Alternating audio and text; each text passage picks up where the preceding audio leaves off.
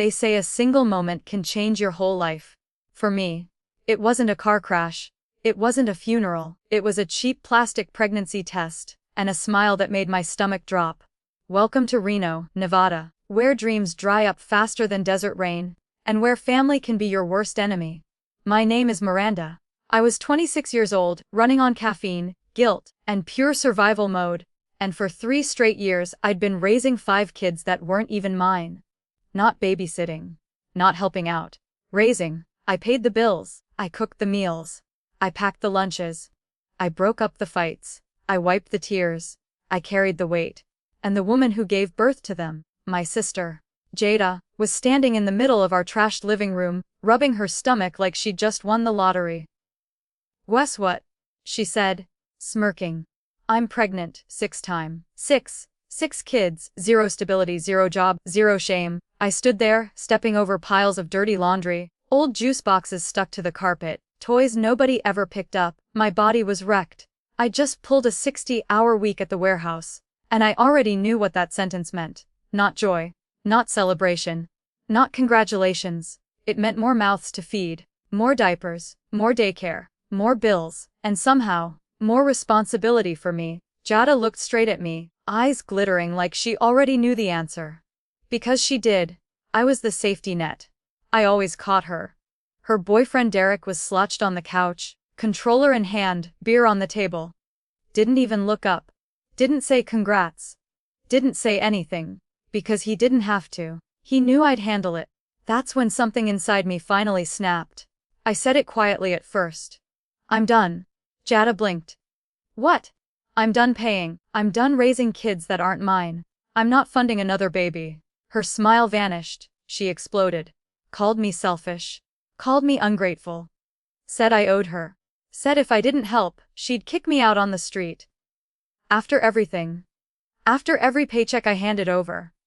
After every night I stayed up cleaning while she slept. After every sacrifice. That was the moment I realized something terrifying. I wasn't family to her. I was a resource. And the second I said no, I became disposable. If you've ever felt like the world was riding your back while everyone else just took and took, you know exactly how that moment feels. Stick with me. Because what happened after that announcement didn't just break this family, it started a war. A few hours later, at 4:00 a.m., my alarm ripped me out of sleep. No snooze button, no rest. Because if I didn't get up, the entire house collapsed. Lunchboxes, 5 of them, spilled cereal, sticky counters, empty beer bottles Derek left behind like trophies. I cleaned his mess while he slept. I checked homework with one kid, braided another's hair, hunted for missing shoes, packed backpacks, all at the same time. Military precision, no margin for error. I passed the locked bedroom door where Jada and Derek slept peacefully, while their toddler screamed down the hall. I picked him up. Because of course I did. By the time I dropped kids at the bus stop and daycare, my chest was already tight with dread. I hadn't even started my real job yet. And I had no idea that before this day was over, everything I thought I was holding together was about to come crashing down. By the time I clocked in at the warehouse that morning, my body was moving, but my soul was already tired. Steel racks, forklifts screaming, concrete floors that never forgive your knees. People think physical labor is the hard part. It's not. It's knowing that no matter how hard you work, someone back home is setting fire to everything you earn. Around noon, my phone buzzed during lunch break. One notification. That's all it took. Final notice. From the utility company. My stomach dropped so fast it felt like the floor disappeared under me. 3 months overdue. Impossible. I had given Jada $600 just last week. Cash. To make sure the light stayed on. I remembered the exact words she used. "Don't worry. I got it." She never had it. I left my shift early, lost pay I couldn't afford, and drove home with my hands shaking on the steering wheel. And there it was. A bright red shut-off notice taped to the front door like a public humiliation badge. I stood on that porch staring at it, feeling stupid. Played. Used. Inside, the house was loud, kids yelling, TV blasting. Derek yelling at a game like his life depended on it. Electricity still on, for now. I went straight to the trash, because when you live with liars long enough, you learn where the truth hides. There it was. A crumpled receipt. Designer maternity clothes. Boutique store. Every single dollar gone. She didn't forget to pay the bill. She chose not to. I stood there gripping that receipt so hard my fingers hurt. Then I did the thing I always did. I fixed it. I transferred the money I'd been saving for my college tuition. Money I'd worked overtime for. Just to keep the lights on. Again. Dreams postponed. Future delayed. Because Jada wanted cute outfits for a baby she couldn't afford. I went back to work and that's when the phone rang again. This time. The high school. My niece, Megan, 13 years old, had skipped class and mouthed off to a teacher. That kid never did that. Never. I clocked out early, again. Lost more pay. Sat in the principal's office because her own mother wouldn't answer the phone. Megan sat next to me, eyes red, hands shaking. She finally whispered, "I just feel invisible. Mom only cares about the new baby." That wasn't rebellion. That was pain. I held her hand and promised I'd figure it out, even though I was already drowning. I got home around 7 p.m. The house smelled like stale beer and dirty dishes. Derek was still on the couch. Kids were hungry. No dinner made, of course. I boiled spaghetti cheap, fast, enough to feed everyone. Jada finally emerged from the bedroom, wearing her new clothes, complaining about the mess. We sat down to eat. Derek took one bite, then shoved his plate away. "This is bland," he said. "Why didn't you make steak?" I was craving red meat. I stared at him, a grown man, no job, no bills paid, no kids raised, demanding steak, after I'd just sacrificed my education to keep the lights on for his video games. That's when I realized something ugly. They didn't see me as family, they saw me as infrastructure. Electricity, food service, childcare, replaceable, exploitable. And the second I cracked, they'd crush me. I went to bed that night fully dressed. Because part of me already knew. This wasn't going to end peacefully. 3 days later, the pressure turned into an ambush, and the person leading it. The one woman Jada always called when she wanted backup. My grandmother. You ever feel it before it happens? That pressure in your chest, like the air itself knows something bad is coming. That's how it felt when the knock hit the door. Not polite. Not casual. Heavy, authoritative. I was buried under a mountain of laundry in the living room when it happened. Socks, jeans, tiny shirts. Proof of a life I was holding together with duct tape and exhaustion. I didn't even have to look through the peephole. I already knew. Grandma Lorraine, the family enforcer. She stood on the porch clutching her purse like a weapon, lips pressed tight, eyes already judging me before I'd said a word. She didn't come to help. Didn't come to clean. Didn't come to check on the kids. She came to correct me. We all sat in the living room like it was a courtroom, Grandma Lorraine on the couch, Jada beside her, hand resting dramatically on her stomach, Derek lurking in the kitchen doorway like muscle, and me, standing alone. Grandma didn't waste time. She cleared her throat and launched straight into it, talking about family duty, sacrifice, and how I'd been acting funny since the pregnancy announcement. Then she dropped the real bomb. She wanted me to sell my car. My car. The only thing that got me to work. To school. To freedom. She said it like it was obvious. Sell it. Use the money for a down payment on a van for Jada. The kids need space. I laughed. Not because it was funny, but because it was insane. I explained, calmly, that without my car, I lose my job. Without my job, there are no bills paid, no food, no rent. She waved it off. Family comes first. Funny how family always meant me giving things up, never Jada. Never Derek. Grandma leaned forward, eyes cold. Miranda, you're being selfish. Your sister is carrying life, and all you care about is money and that old car. That word hit hard. Selfish. After 3 years of sacrifice, I stood up, hands shaking, but voice solid. That's not selfish. That's survival, and I'm done selling my future to cover Jada's bad choices. The room went silent. Derek smirked. Jada glared. Grandma looked offended.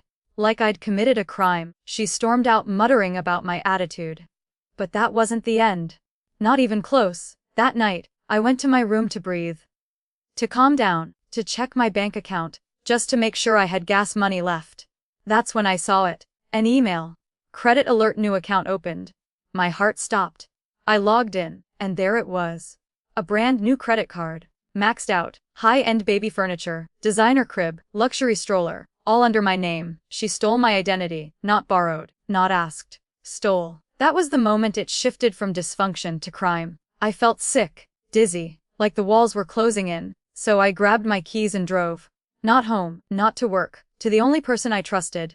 Tessa, my best friend, paralegal, sharp, unshakable. I slammed the statements on the cafe table. She read them once, and her face hardened. Miranda, she said, this is identity theft. Those words landed heavy. She walked me through it. Credit freeze, fraud report, dispute filed. Then she looked me dead in the eye. If they did this once, they'll do it again.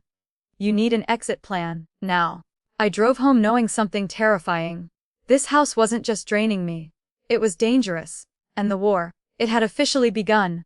A week passed, 7 days of silence so loud it felt like pressure in my ears. Jada barely spoke to me.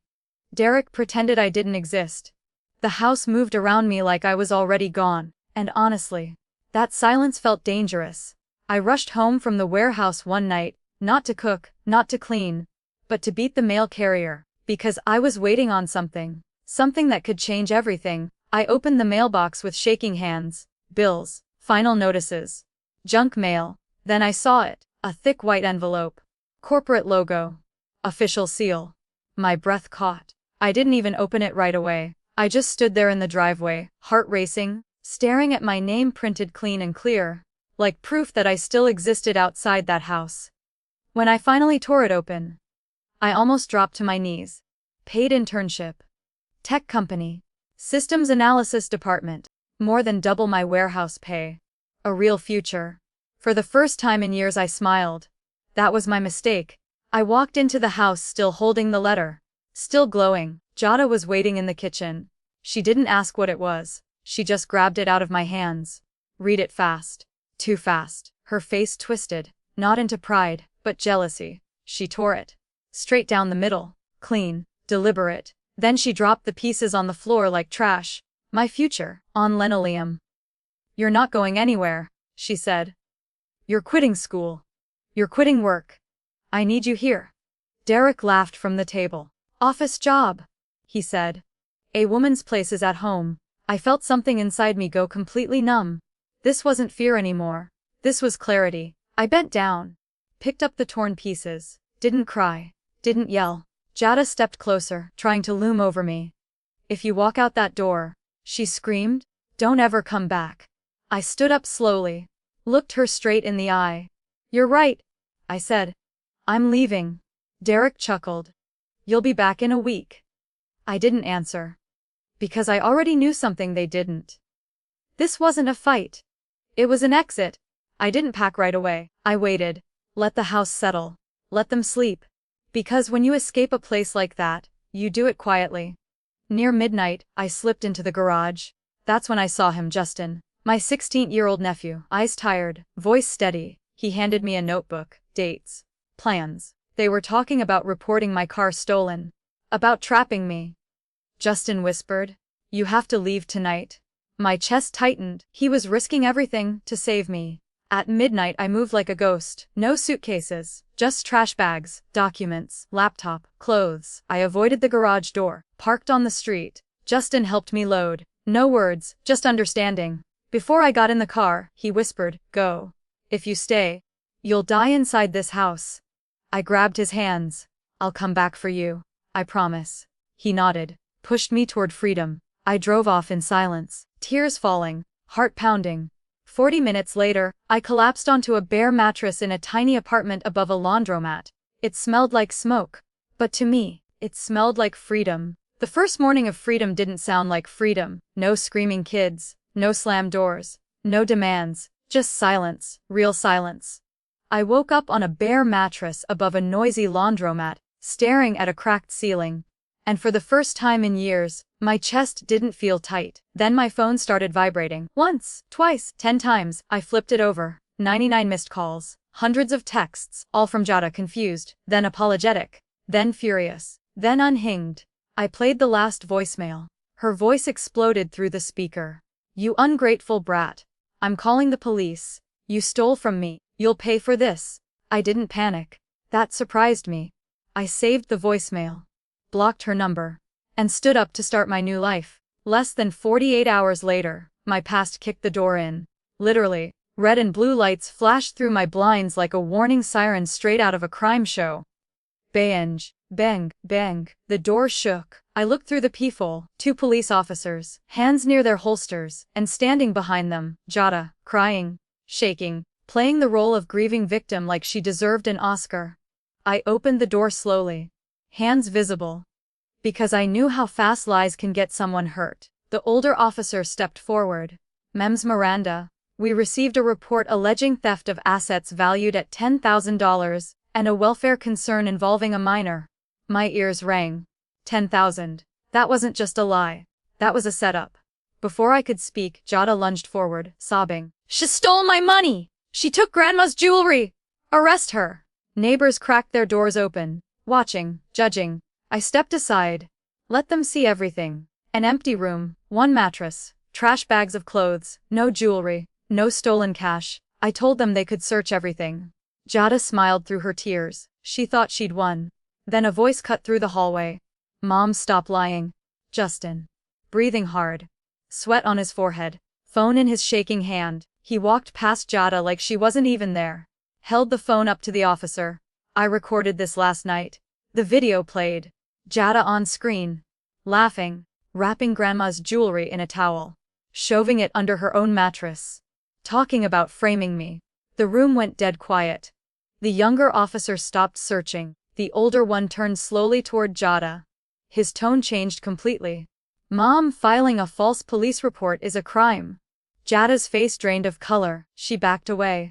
Tried to grab Justin. The officer stepped in front of him. In one moment, everything flipped. The liar was exposed. The victim was clear, and the house of cards collapsed.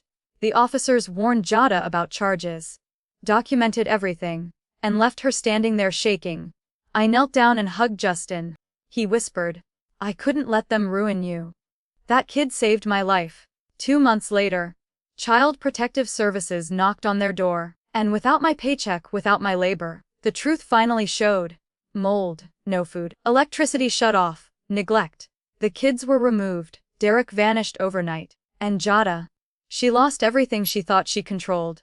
I used to believe that if I just worked harder, if I covered one more bill, if I stayed one more night, I could keep everything from falling apart. I was wrong. Without me there to hold the house together, the truth didn't take long to surface. Child Protective Services showed up unannounced. No warning. No family meeting. No excuses accepted. They walked into a house that looked nothing like the one I'd been killing myself to maintain. Black mold crawling up the bathroom walls. An empty fridge, nothing but ketchup packets and expired milk. Electricity cut off again. The caseworker's face said everything. This wasn't struggling.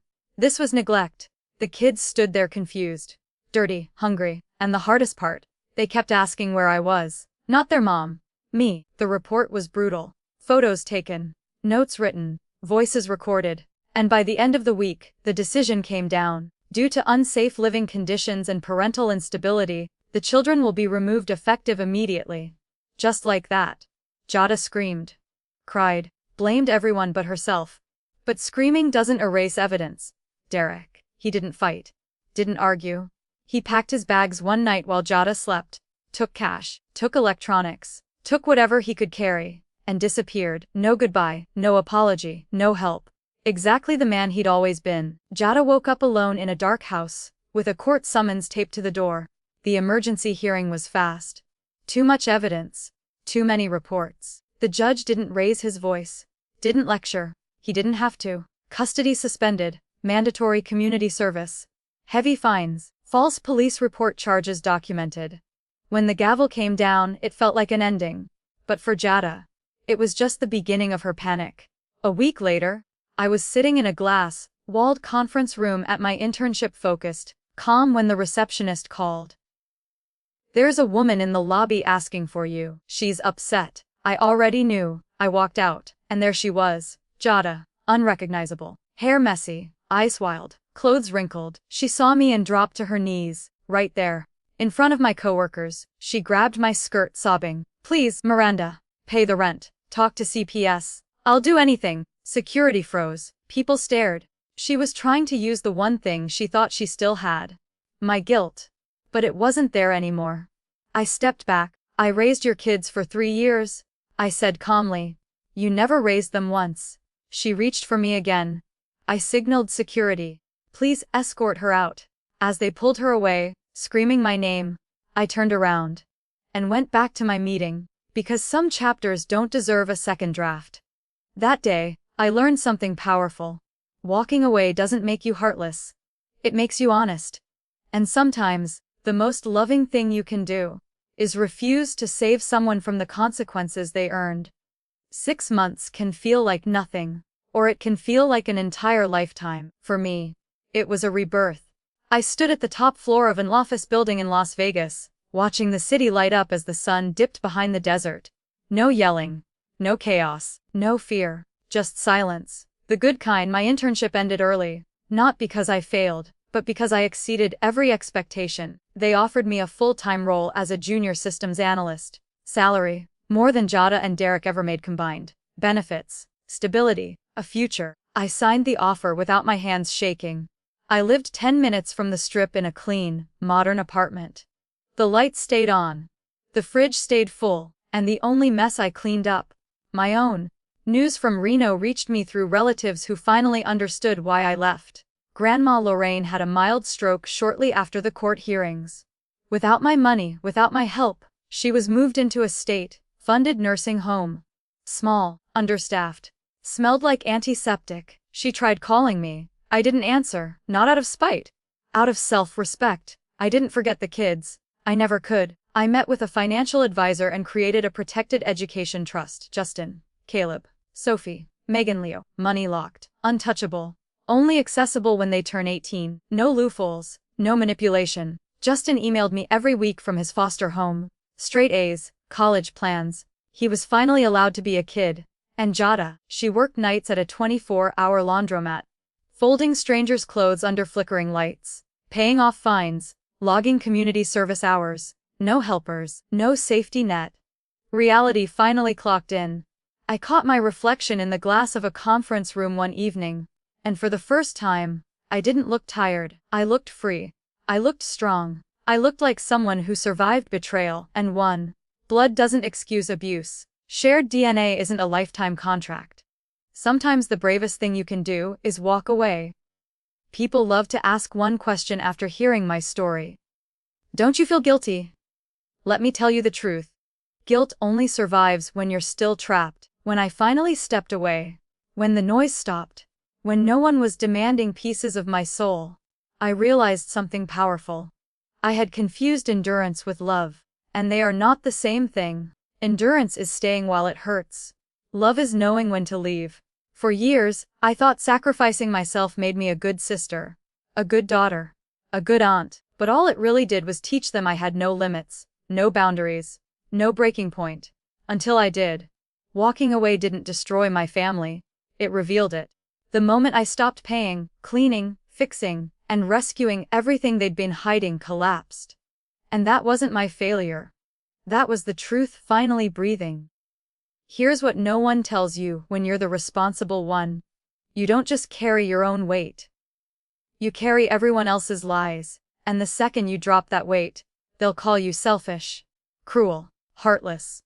Because accountability feels like betrayal to people who live off excuses. But listen to me carefully. You are not evil for choosing yourself. You are not wrong for protecting your future. You are not obligated to drown just because someone else refuses to swim. I didn't win because my sister failed. I won because I stopped letting fear decide my life. Fear of being judged, fear of being alone, fear of being called the bad one. And the irony, the moment I walked away, I finally became strong enough to help the kids in a way that actually mattered. Not as a servant, not as a wallet, but as a protector. Freedom didn't come with fireworks, it came quietly, with locked doors, paid bills, peaceful mornings, and a mirror that finally reflected someone I respected. If you're watching this and you feel trapped financially, emotionally, mentally, let this be your sign. Boundaries are not abandonment. Walking away is not cruelty. Sometimes it's survival. Now I want to hear from you. Was Miranda right to walk away completely? Or should she have given her family one last chance? Drop your thoughts in the comments. I read every single one. If this story hit close to home, like the video, subscribe, and stay with us. Because sometimes, the strongest revenge isn't loud. It's living well. Thanks for watching.